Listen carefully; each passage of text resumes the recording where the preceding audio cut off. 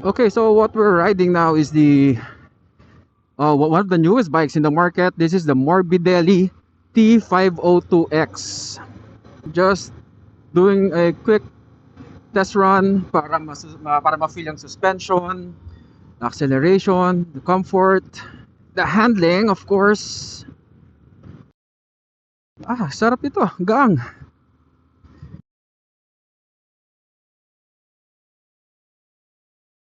Plus, naka Pirelli Scorpion na siya. 'Di ba?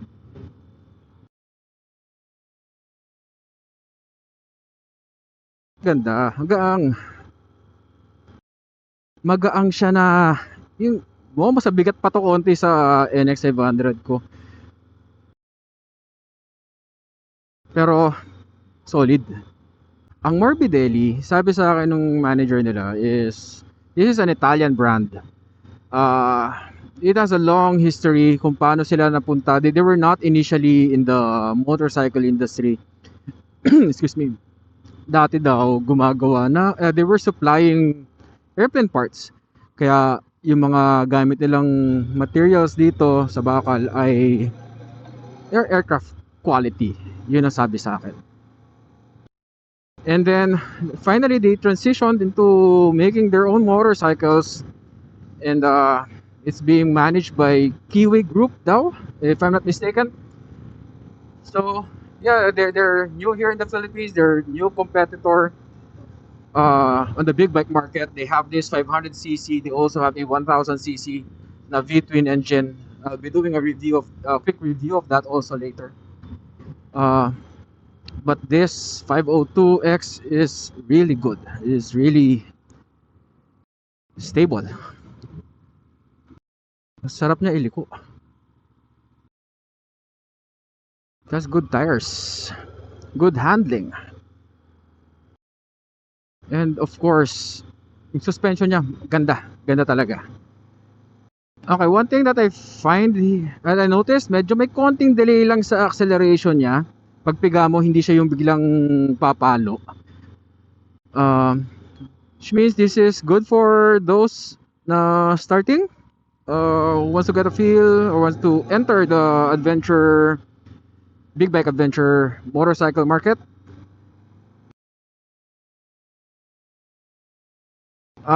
Good power pa rin naman overall. This, my friends, is the Morbidelli T502X. Ito yung bago nilang adventure motorcycle. And like what I said a while ago, this is an Italian brand uh, na now owned by Kiwi Group, China. They're a manufacturer in China. And this is 486cc and parallel twin engine, liquid cooled, dual disc brake on the front, ABS, and it has traction control. Sa likod naman ay single disc brake with ABS also. Stopping this one are J1 brake calipers.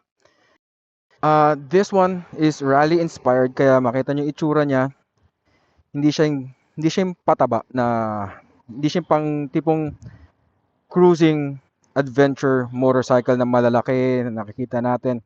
Not unlike the Benelli 502X, the RK 502 and 502X, medyo mataba 'yun, di ba? This one is mas manipis siya mas manipis sa side. Ang headlights niya are projector LEDs. Meron siyang DRL here. And one thing that I really admire sa mga Chinese motorcycle brands, they're really aggressive sa design. This one's already riding on Pirelli Scorpion Rally tires. 110 by 80 by 19. So, and ito, nakita nyo naman, tubeless spoke rims. How I wish na, sana ginawa na lang nilang 21. That would be a lot better kung naka 21 to. But, then again, 19 is okay. It would have been better, again, if it was on 21s. Sa likod naman, it's also, of course, on Pirelli Scorpion Rally tires. This one is, let me see. This one is 150 70 17. Okay. Uh, Single mono rear shock. And ang ganda ng handling niya kanina. That I gotta give it to Morbidelli. For the foot pegs, for the rider's foot pegs, may goma siya but this can be removed. May screw lang yan sa ilalim. You can remove this if you wanna use this off-road and para mas makapit ang pagkakaapak nyo. Ito ang foot peg mo. There, as you can see here. This is 6-speed. 1 down, 5 up. Smooth naman yung pag-change ng gears niya. Meron na siyang bash plate kasama na aluminum, na bakal. Doesn't look aluminum, pero bakal siya. Steel bash plate.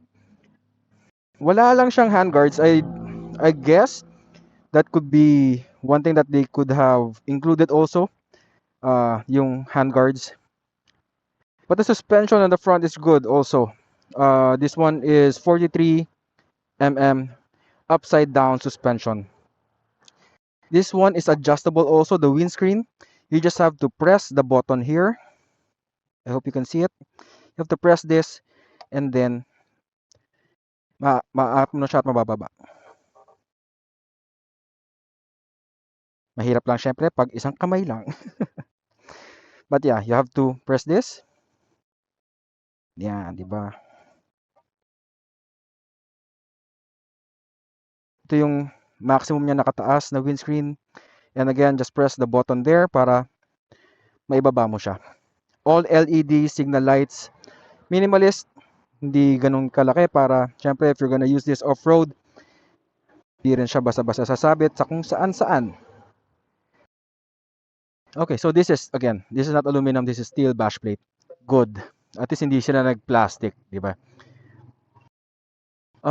One thing also that could be installed is the crash guards. Sana meron crash guards. So, as you can see here, this is 486 cc, pero they're marketing it as 502. So, nothing against that. I'm not sure kung may kasama na tong crash guards kapag binenta kasi butas dito and meron din doon. There. So, again, this is just a test bike that they loaned or they let riders use. So, I don't know if there's crash guard installed when they sell it. I hope so.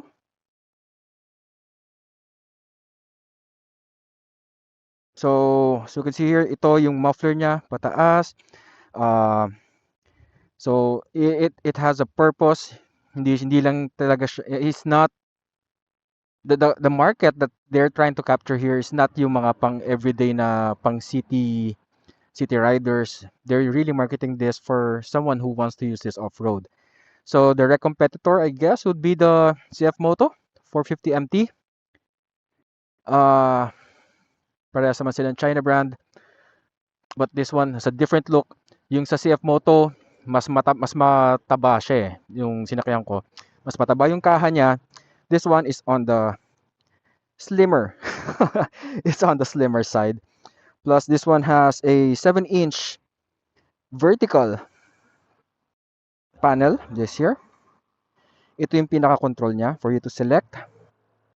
And dalawang riding mode, standard and off-road. See, they're really targeting the off-road market here. Adjustable ang ang clutch lever niya. You can see here may knob that you can turn to adjust. Angat nyo muna and then tsaka nyo siya i-adjust.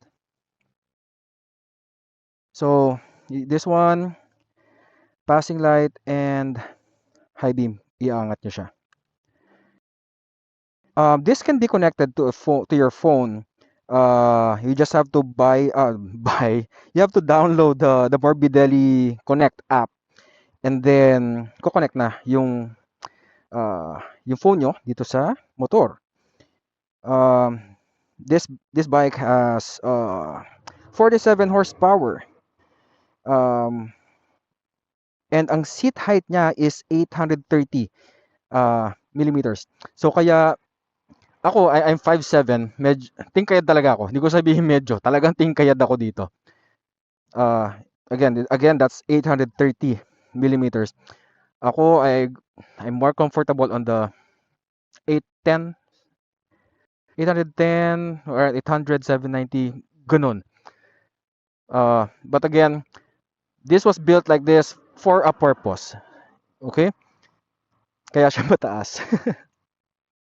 Sa brakes, I mentioned that a while ago, uh, dual disc brake on the front. The one on the front is 300 millimeter disc brakes. Sa likod naman is 240 yung rear disc brake niya. ABS, Bosch ABS ang ginamit nila dito. Ang travel nito sa rear is 165 millimeter yung travel and suspension niya. Sa front naman is 180 millimeter travel. Here. Good looking suspension. Good looking bike overall, really. So again, what I said a while ago, rally style siya, rally inspired. And the weight is 210 kilograms. So medyo may kabigatan siya. Okay, so this is again the Morbidelli T502X. Distributor so far that I know is Benelli. And rally inspired, very gorgeous looking bike. Ang ganda ng suspension niya, ang ganda ng handling. Ang sarap niya i-corner kanina. And yeah. Okay, this one I forgot to mention. Kasama na to. One thing that puzzles me is both good and bad. For a company who's designed this to be a rally bike, meron siyang provision for top box, di ba? But again, to each his own. Yung mga ayaw naman maglagay ng top box, they can have this removed. Kung ipang rally mo talaga, ipang off-road mo talaga, just have this removed. Simple lang naman yan. Four screws lang yan normally. But if you're gonna use this on a daily basis or kung gagamitin nyo pang adventure, touring, well, at least you have a top box provision. Hindi mo na kailangan bumili pa ng iba. And the seat is not too soft and not too hard. Medya-medya lang. Hindi rin ganun kakapal eh. When I noticed na hindi siya ganun kakapal. Pero hindi siya single, hindi siya yung isang flat na normally what you see on rally type bikes. Ito, nakababa siyang konti, and then for your passenger, nakaangat naman. Okay, so this is what you get for this bike. Again, just to recap, I mean, this is the Morbidelli T502X. This is priced at 369,000 if I'm not mistaken. Really good entry bike for the light middleweight, I guess, na adventure bikes here in the Philippines. 7-inch vertical panel. Mukhang switchblade ang kanilang susian there. Tapos all LEDs, may DRL, may projector, front and rear using Pirelli Scorpion Rally tires, 300 millimeter front disc brake, 240, I forgot, on the rear, Bosch ABS, parallel twin, upside down forks na 43mm, projector headlights there, LED signal lights, and good looking exhaust that they have here. All brakes, front and rear, are J1. Looks like single caliper in the rear, dual ata sa harapan, if I'm not mistaken. Looks like it. And I love tubeless rims. Ang gwapo niya talaga tingnan. Plus naka-angle na yung pito niya. So this is what the Morbidelli T502X is as an initial review here. Really good price, good So it looks like the Chinese or the light middleweight adventure bike class here in the Philippines is really getting good competition with the entry of this bike here. Tapos, of course, it's reasonably priced at 369,000. So if you're on the market looking for an adventure bike or a rally bike, rally themed, rally style bike, uh, you can really consider this one. Adjustable windshield, of course. So yes, again, Morbidelli T502X priced at 369,000. So that's it. And thank you everyone again for watching. And I hope that you continue to support my page, my channel. I mean, so thank you. Have a good day, everyone. Bye.